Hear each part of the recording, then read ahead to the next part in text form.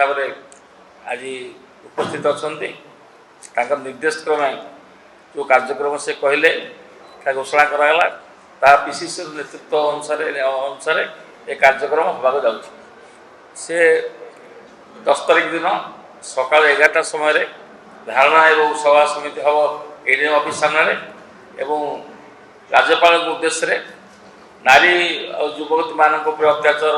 विषय रे स्मारक पत्र दिया ये निष्पत्ति नि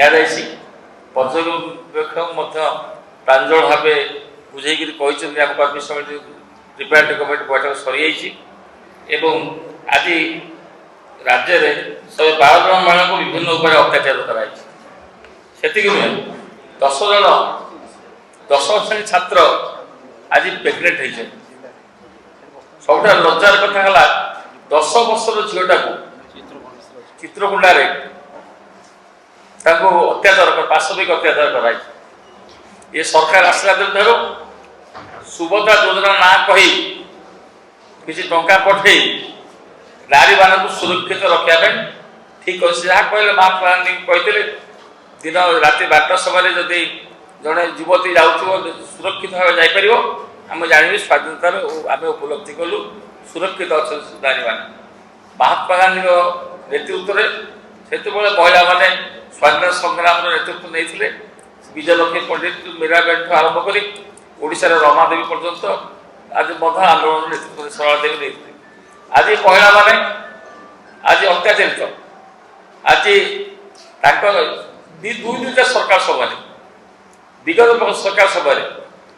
मर्डर रेप सब चलता बीजेपी सरकार किसी कम होना तेणु उभय सरकार समय ये जो अत्याचार होती विरुद्ध आंदोलन आम करने चाहूँ ये जे नारी मान सुरक्षित रे नारी मान सम्मान पाइबे गणवस्त्र अनेक गणवस्त्र कराला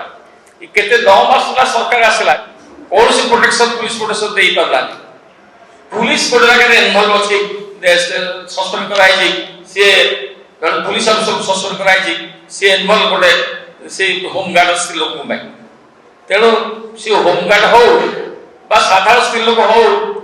आज से सुरक्षित ओडिशा ना नारी मान नारी जहाँ कहले आसंता काली आंतर्जातिक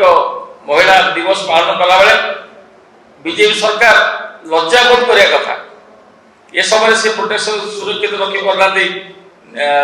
एडिक्वेट प्रोटेक्शन पुलिस प्रोटेक्शन दे पारना पुलिस आज ठीक भाव प्रोटेक्शन दे पारे नारी मान झील मान